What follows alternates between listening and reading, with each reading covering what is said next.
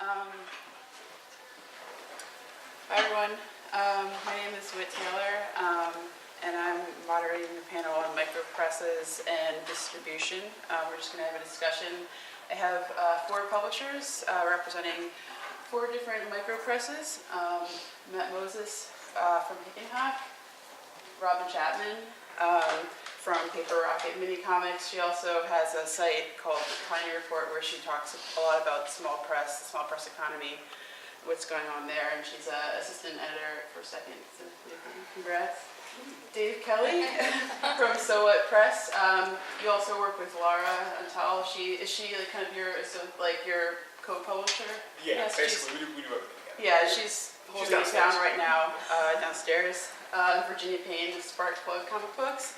And I'll give them a chance to, talk a little bit more about, how their presses were established and where they're based and all of that.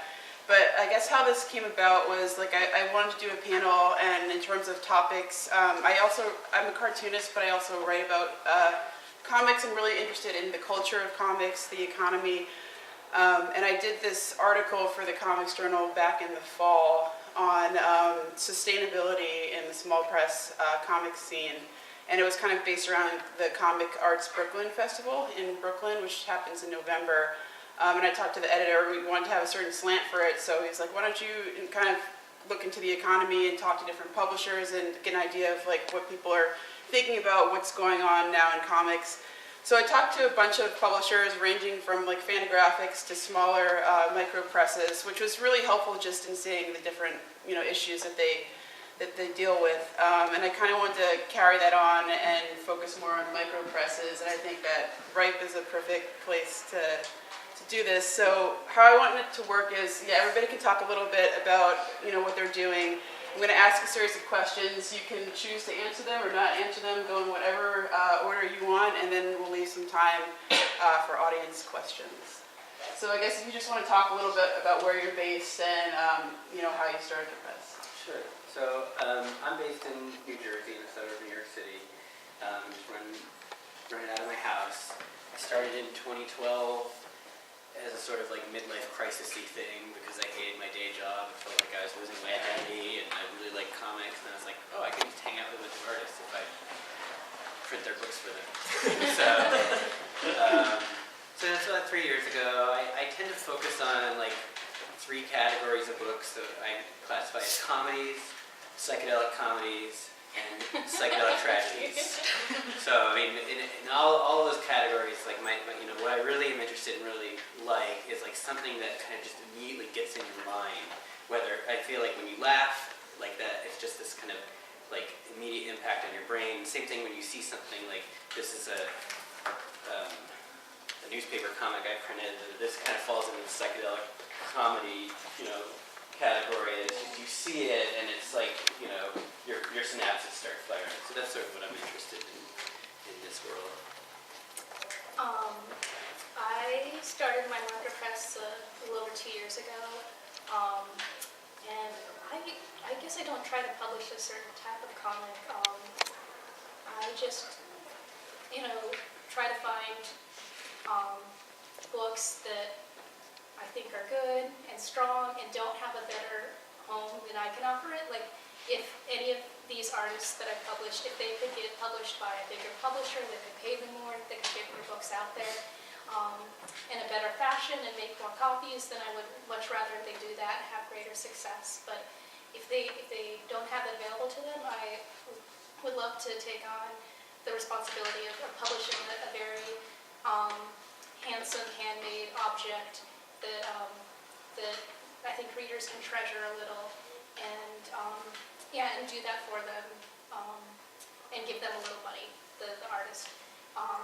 But it's called Paper Rocket Minicomics because that's my focus is Minicomics, which I define as handmade comics. So everything I do is digitally printed and then bound by hand. Sometimes screen printed, sometimes risograph printed, but there's always a handmade aspect to it.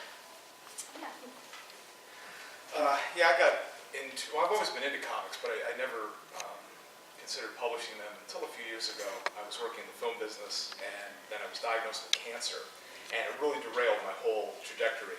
And I kind of came out of all that thinking that I wanted to reevaluate things, and I was just kind of tired of what I'd been doing, and it felt like it was a breath of fresh air. It was like a new lease on life, and I was able to just step away, and I thought this is a perfect time to do something completely different than what I've been doing, but still apply a lot of the sort of business aspects that I learned in film production, and had a lot of friends, a handful of friends who were cartoonists, and I also met Laura around the same time, and we started talking more seriously about doing a comic book together, and that was Tales of the Night Watchman, which is a genre series about a girl who works in a coffee shop. We both worked at Think Coffee at different points. It's a coffee shop in New York City. And we wanted to do something kind of supernatural, but based out of this coffee shop that we both loved and kind of had a funny relationship with working there. So it grew exponentially, and over the past couple of years we branched out into doing some work with people we admire, and just trying to help, help other people get their books out. We do mostly offset printing, and we've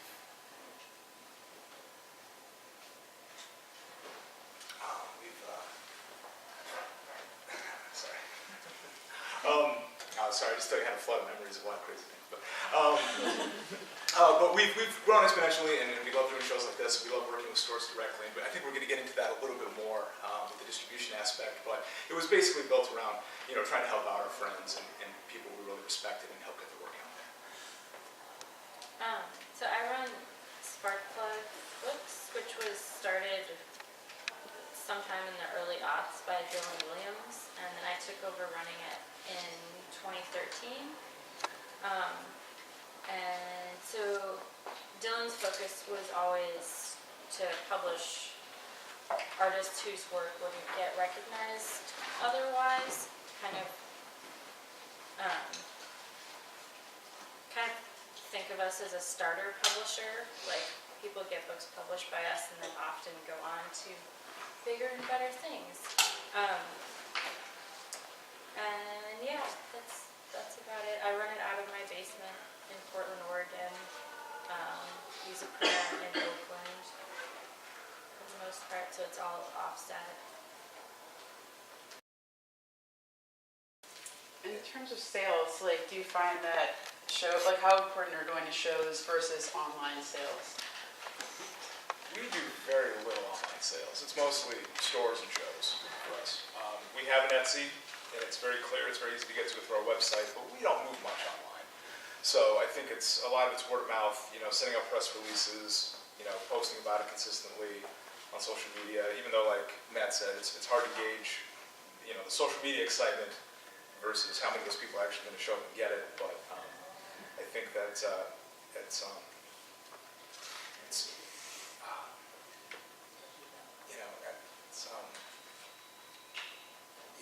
really hard. It's just hard. I don't quite know how to explain it sometimes, but I feel that when you go to shows, it puts you in touch with people, and I enjoy talking with people very much in person. And like I said, I don't mind going to stores and just bothering people, and it's not even a bothersome thing. I don't need to muscle people for money or anything like that. It's a pretty positive interaction most of the time. And I think if you have an artist who's excited about their work, or if you have a publisher who's excited about getting it out there, people will notice. I feel like I usually almost break even at conventions. They're not the best for me. Most of my sales come through wholesale and our online store, which has 300 books in it. So What kind of store do you? What sort of? it's WordPress supported. What's one that you pay for the store? Yeah. Pay for it. It's not that expensive, and it's been totally worth it. People like it, and it looks pretty. Finally, so my web guy and I have been wrestling with it for years, but it works and it's pretty now. So Did you fill the orders yourself? Yeah. In your basement? Yeah.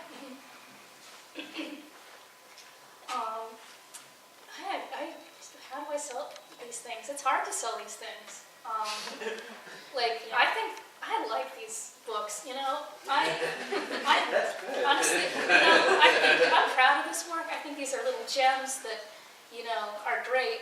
But in the last, I don't know, 5 years, 7 years, maybe 5, I feel like convention sales have gotten much worse for me.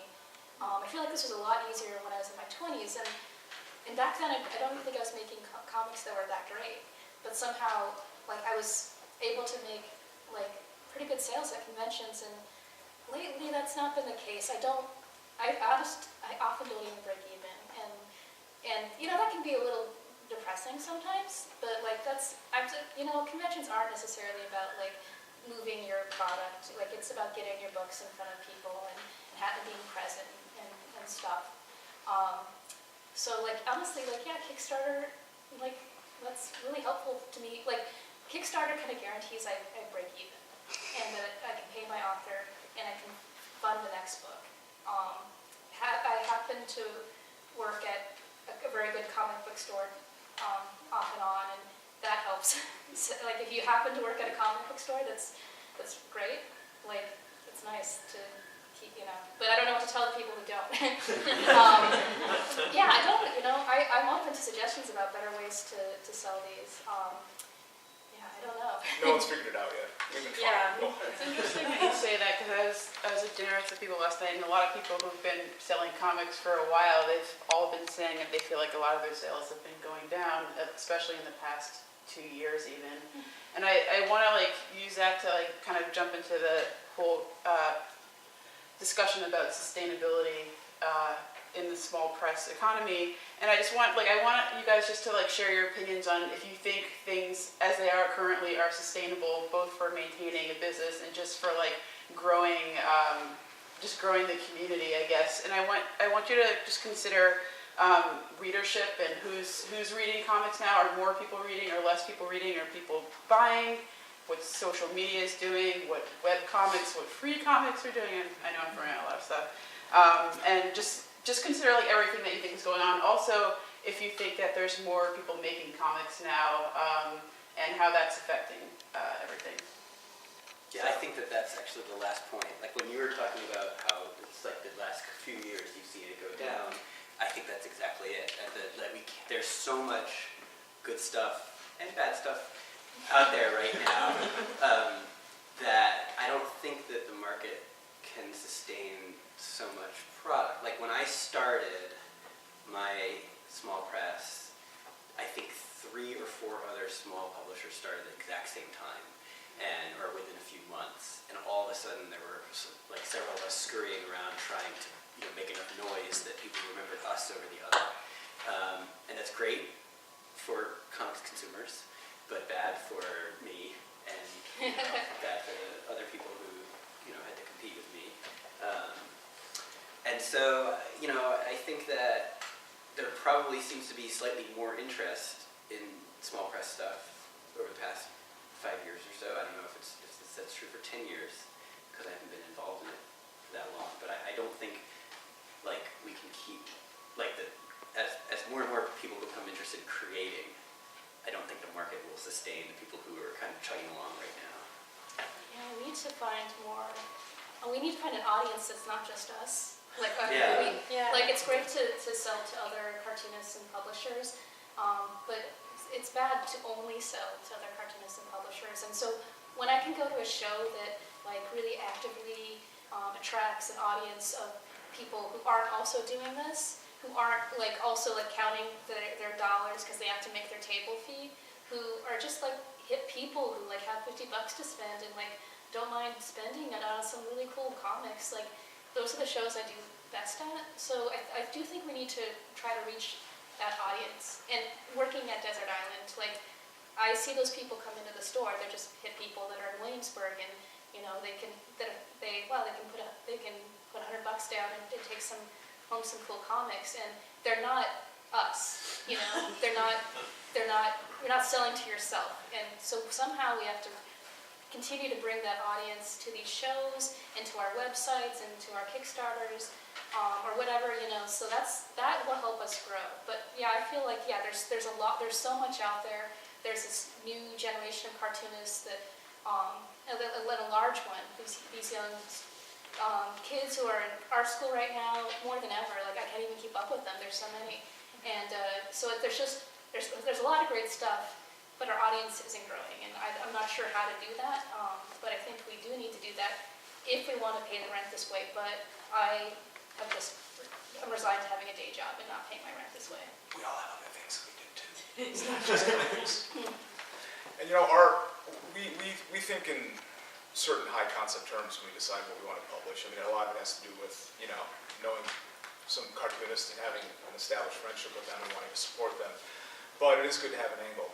And one of our better selling books is Laura's A Comic Guide to Brewing, and it's written from her experience as a barista at a coffee shop. It doesn't just appeal to people who read comics. If you like coffee, or if you have just sort of a casual interest in either comics or coffee, it's an interesting way to kind of learn some new stuff. So I think that's been helpful too, because if you're running for elected office and you're a Democrat, you can't just get elected by having Democrats vote for you. You got to reach out to the undecideds, the moderates, and the Republicans too. If you want to get elected, so you have to kind of think sometimes in broader terms and see how many people can I reach with a particular book, and would this sell to a wider audience and not just comics readers. Yeah, I've had people come in to Desert Island and say, I have a friend who likes food, what could I get her? That's a book I can point them to. Or like Micropress, which is a comic I put out last year. And I just really loved it. I didn't really think about how it would be successful or reach a different audience, but it's really been heralded as this great comic about like a sort of a recollecting about a trans person, a trans woman coming of age, and it's just a great story if you want and people are looking for this content that might not necessarily be just comic fans, and so sometimes you can find a book that will reach other people that way. And have anything to contribute that they haven't already said. I guess the person I was thinking of when we're talking about like reaching other audiences is Yumi Sakagawa, whose book I put out one of her books in December last year, but she's done a lot of she does a lot of comics about like meditation and self-care and stuff, and they've been enormously popular. I mean, she's super talented obviously, but I think the fact that they are an easily accessible way for people to learn about meditation and ways to take care of yourself, that's something that has a lot wider appeal than just comics. And the fact that she does it in such a friendly, easy to relate to style makes a big difference. But I don't really know how to make the rest of Sparkplug's catalog do that. So food and wellness, those are the two Yes. success in comics. Yes. And memoir seems to be super popular. Yeah, that's after food and wellness. Yeah. So if you could go back to when you started publishing, what do you wish you had known that you know now? No white covers ever. No white covers? Yeah, The because they only get... book I ever Scuffed. had that sold out immediately. It's almost all white cover. They didn't have time to get scuffed. Yeah. Oh no, it got scuffed. In fact, I've got a copy of Laura's book right here. It's got a little blue shmee on it. I don't even know how they got there, and that stuff drives me nuts. I just can't look at it. Yeah, one of my most expensive books, Asthma, it's like $17, and if you look at it the wrong way, it gets messed up. So I just have a giant stack in my damaged book style or pile that is, yeah. I guess when I first started out, or at least I've been publishing anthologies for a while, but it was 2 years ago that I decided I'm going to be a little publishing company and put out stuff by other people. And I didn't get the calculation down at first, how expensive this is going to be and how much effort it's going to be. The first book I did, which I didn't bring up, it's a hand-bound graphic novel of Ariel Beno's Deep Girl comics. And I think that Kickstarter I think I lost money on that Kickstarter because I said this book's going to cost $12, and that book cost $20, and I didn't anticipate how much effort would go into hand binding those. So just after doing it a couple times, I started to understand more the actual costs of the production and the time costs as well. And one thing that helps for me is I don't like announce a price till like I'm really within a month of printing. Because at that point, I have the page count, and I really do have a good sense of how much it's going to cost.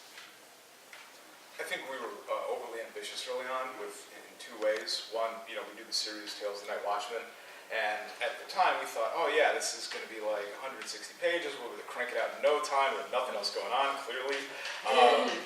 We've learned that we're still, we still love the book, and we've had to branch out and bring in other artists to kind of keep the momentum going, because we thought we'd be able to wrap up a 4-part, 40-page miniseries in like a year, and it wouldn't be any big deal.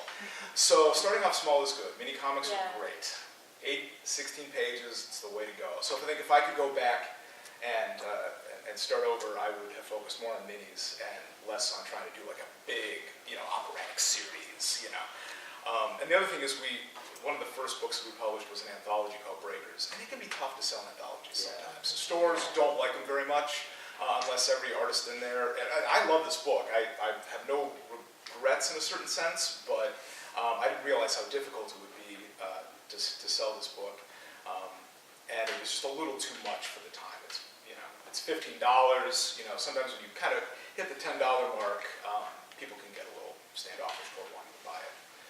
And my feeling with anthologies is that the shelf life can be pretty short. Yeah, So if you make a big splash right at the get-go and make your money then that you can kind of live off that for the rest of the print run. But yeah, after a while, it does feel like, I don't know, I feel like people kind of think about them like the magazines, like, the month is over, so the next magazine, like, I don't know exactly why but it seems like that, they don't, once they have that first initial splash, that they feel dated. Yeah, and we thought we were going to have the splash, and it didn't quite come. The topic, I think, is often really can be a selling point, but I think also anthologies are inherently uneven sometimes, and people don't always know what they're going to get unless they really know all of the artists. I love Not the ones that we publish, but yeah, I think. Yeah. Pick and Hock publishes the best anthology. Well, but kind of taking your point about don't get too ambitious early on. This is the Hick and Hock, the first issue of the Hick and Hock Illustrated Journal of Humor, which I was like, oh, people really are going to want fart jokes done by sophisticated comic artists. And so the idea was this is going to be the all US issue, and then I was going to do an all UK issue, and then there's I don't know, at least 8 to 10 other countries. But I got 2 issues in, and that was people just don't. I don't know why. People just don't buy anthologies, and I think retailers, it's harder for them to sell because if they get a book and they learn about the artist and they can do 5-second pitch this artist does blah blah blah, then that is easy for them. But to be able to say okay, I remember this book has these 5 artists you may have heard of, and here's the theme. And so on, it's a much harder pitch for them, and it is harder to sell stuff to retailers. Okay. So this is, okay, I'll start with the first part. What would you say to someone looking to start a micropress? What would be the most important thing that you would want to relay to them if that's something that they were looking to start doing? Learn how to use Excel, to do budgets. Don't just think estimate. That was a big. I was kind of to the point you were making earlier about figure out the price at the very end. Look at every single factor: production cost, what you're paying the artist, royalties, anticipated direct sales, anticipated retail sales. Treat it like a business and learn a little bit about production costs and income and stuff like that. I just think about what you can offer as a small publisher. A lot of the people you'll be publishing could probably self-publish themselves. So what can you offer that is of value that, because they could self-publish and keep all the money. So what are you offering? Well, you're offering a service. They don't have to bother to publish it. But you're also offering your skills. If you're a good editor and a good designer and a good printer, you can make this beautiful book that maybe they don't have the skills to, or maybe you're a really great salesman like Dave, and you can get it into bookstores. So Not a great salesman. he is everyone hates this, and he doesn't.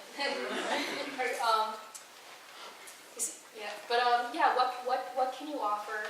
What are you offering them? Because they're handing you their creation, and you gotta you know, you gotta give something in return. So what I try to give in return is to make a very handsome book that takes some effort, but also to pay them. I pay them a little. I can't pay a lot, but I pay as much as I can afford to, because it just doesn't seem right not to give them something.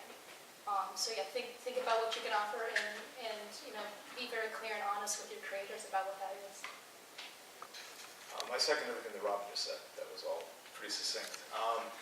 I think that, you know, going off that, knowing what to offer your artist is key, because I think we experienced in a couple situations, what are we offering? I mean, because you can self-publish so easily these days.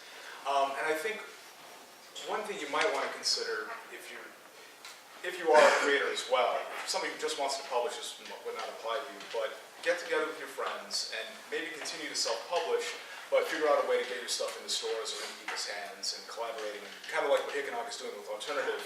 I think having sort of a collaborative distribution element is important. You don't need to start a company, you don't need to put a label on it necessarily, but if you have a group of friends and you all want to help each other out, you could go that route as well. I think that, I don't want to say that publishing is becoming irrelevant because of things like Kickstarter and the internet and things like that, but I think that self-publishing is so much more flexible now than it's ever been, that you don't always need to look to somebody else to handle it all for you. So much can be in your hands, and you can handle so many things by yourself. But you know, it's also good to work with people and not just be alone in a dark basement fulfilling orders. So know how you and your friends can help each other out. I think that's important too. If you don't want to come up with a name and start calling yourself a publisher. Everything they said. I think the thing that I kind of struggle with is between like my day job and my own comics is like finding the time and discipline to actually go do my business stuff. And I think before you start a small press, especially if you're someone who does like a lot of online sales like I do, you want to keep your customers happy. And so just be sure that you are going to have the time to put in to respond to orders and like take care of all the other business stuff, like bookkeeping and all that stuff, and maintaining the website and keeping stock up to date. Like it's gonna take a bunch of your time, and you need to be sure that you will be able to make that time in your schedule. Yeah, and related to that, like, it's okay to keep things really small. Like, I have this thing called the Tiny Report, which is a blog, and it's the scene I put out once a year.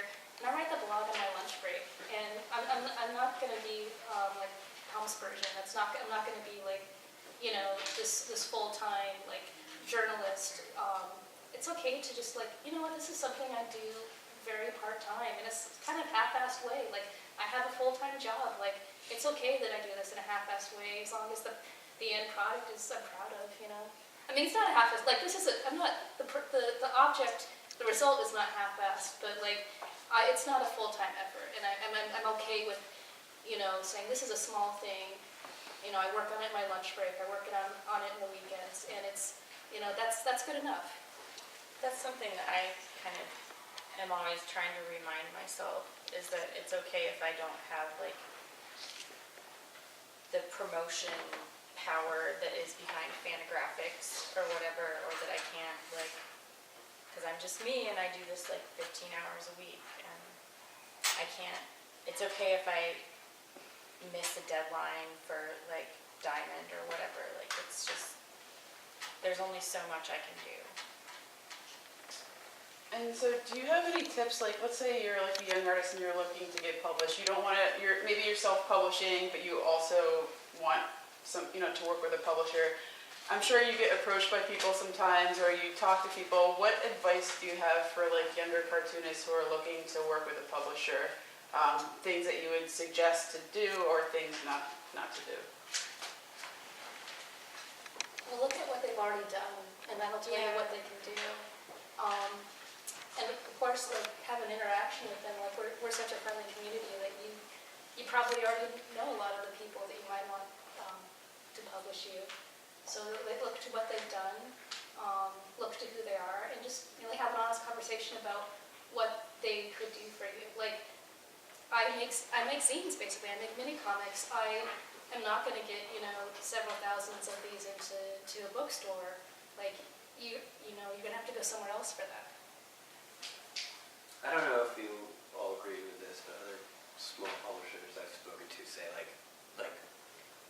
the artist really should complete something That's, yeah, before. I don't like looking at drafts, partly because I have a hard time seeing where it's going to go. Like, I want to see something that's done if I don't know your stuff.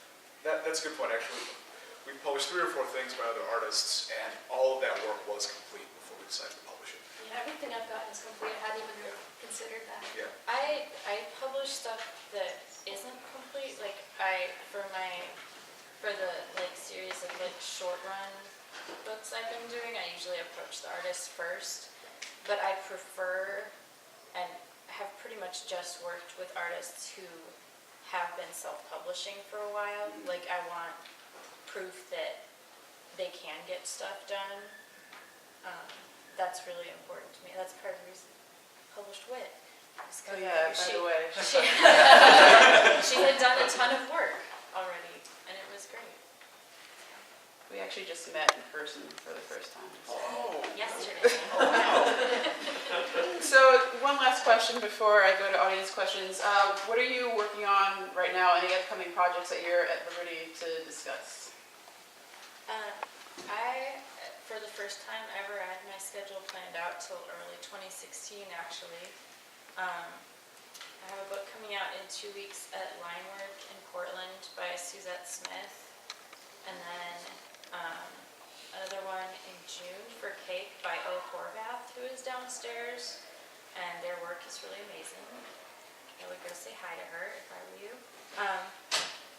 And then 2 more books by Naji and Evan Lee, who are Chicago and Portland based respectively, in the summer and fall. And then next February, for LA Zine Fest, I'm publishing a book by Solomon Fletcher, who is also downstairs and whose work is amazing.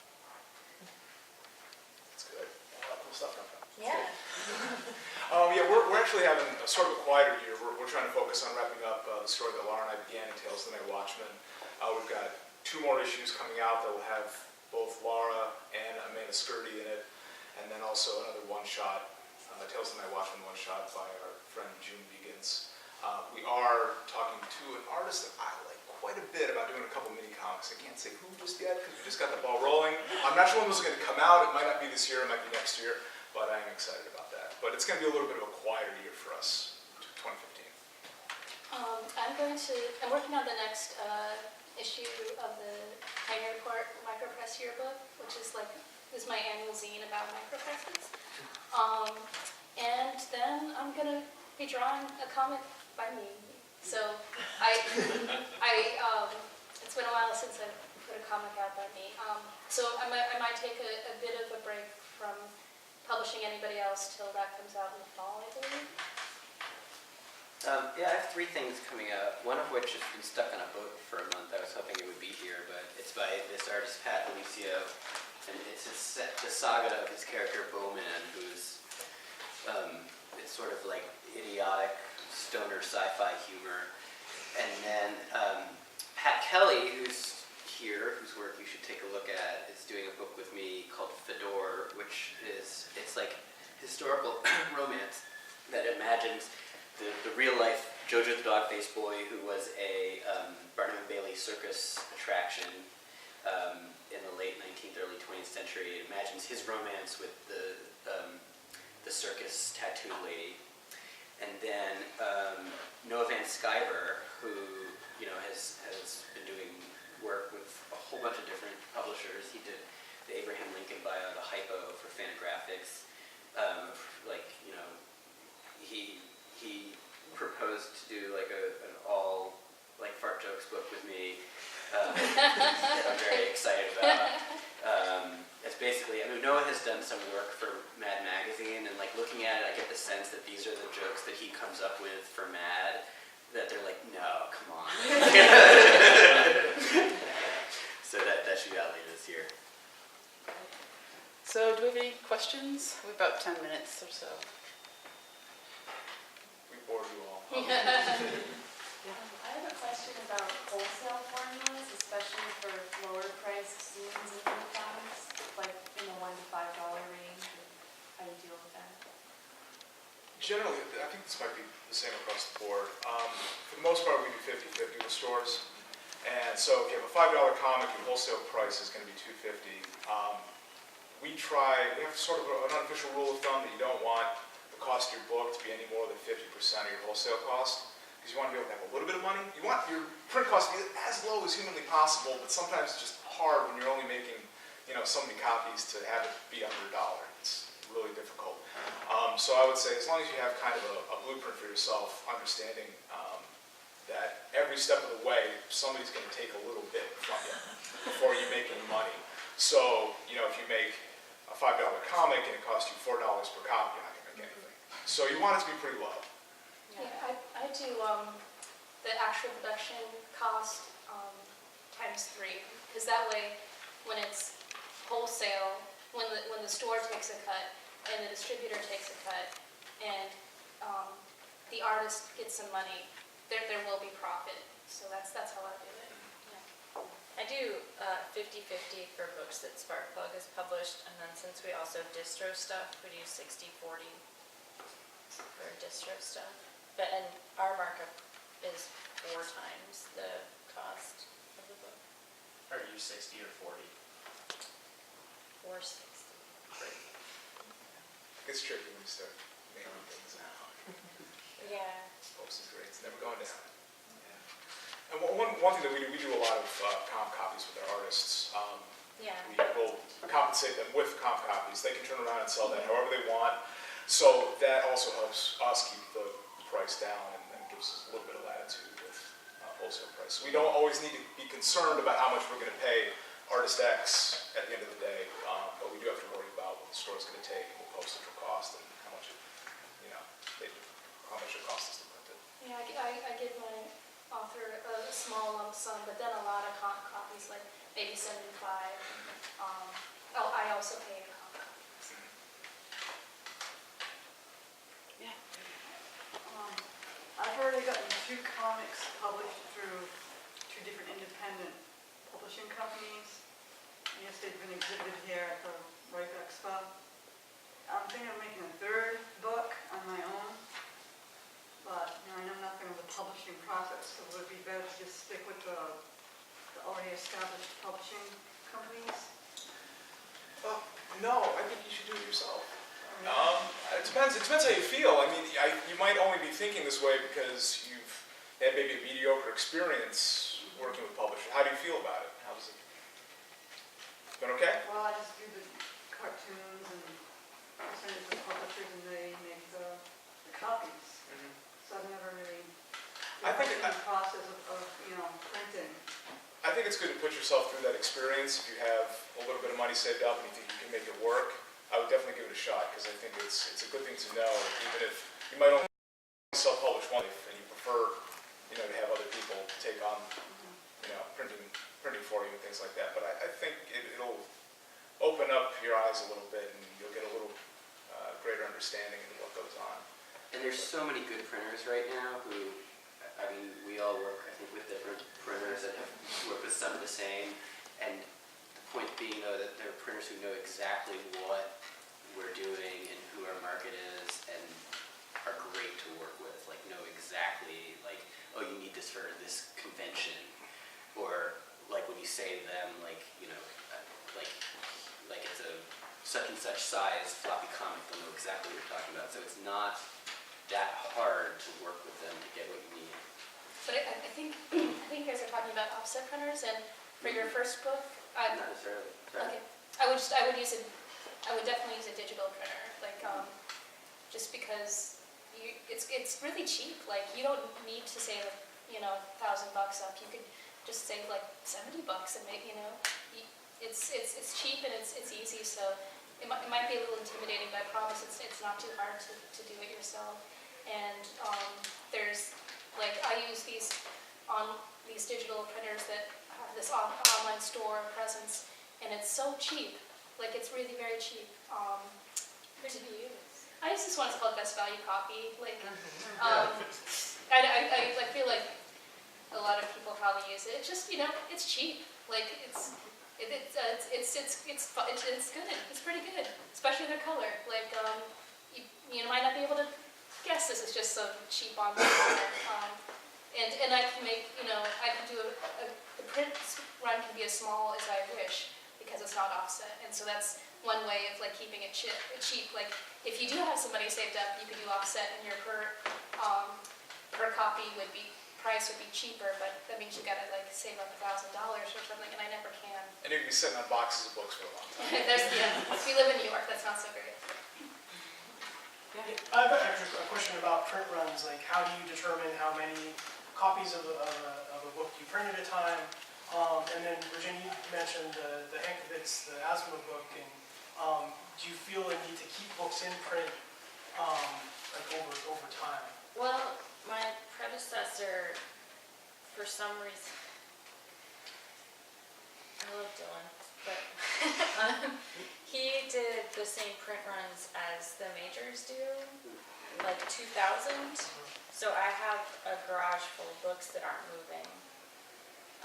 And I have since decreased our print runs, so I've done 1,000 for like Vortex, and then for the Sparkplug mini series, the short run series I mentioned, I'm just doing 500. It makes the books a little more expensive, but it makes my life a little bit easier.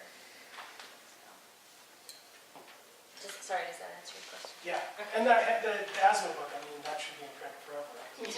Well, I have plenty of copies. So it probably will be in print forever. Yeah, I think when you have the small print runs, it's more expensive per book, but your risk is a lot lower. So that's something to consider.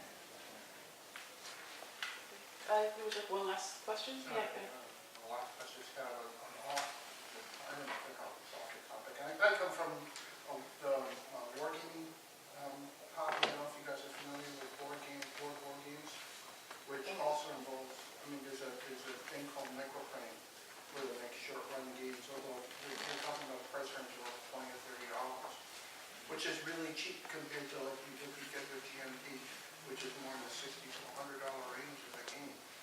But, are you familiar with anything like that? Or like one of the things that GMT will do to avoid that, because the games are so expensive and you don't want a garage full of $60 to $100 games, is that you have people who say, I'm interested in the game, I'm willing to put down the money for it when they have enough people. Then they print that game, or they decide to design it and print it. But do you have any familiarity with like micro gaming? No, I'm not a gamer, honestly.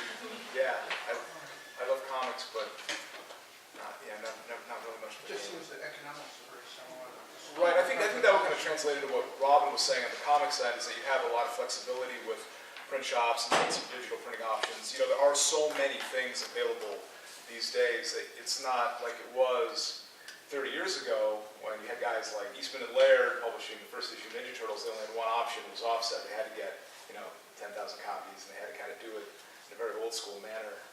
Things are a lot different now. There's a lot more latitude. Yeah, even people like us can, if we choose to, and some don't, but even people like us can have a book printed overseas now, which is kind of crazy to me. Like a lot of options are available to individuals, are more accessible now than I think they were before.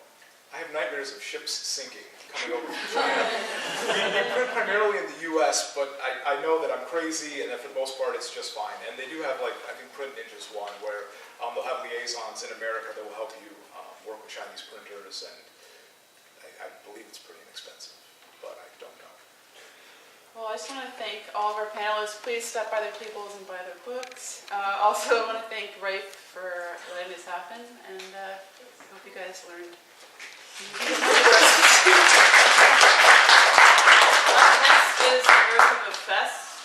It's organizers of Chicago Zine Fest, the New Orleans Fest, MICE, which is the one in Massachusetts, TCAF, and Genghis Khan, which is the comic book show in Cleveland, and they're talking about organizing stuff like this. And thanks, Whit. Yeah. Thank you, Whit.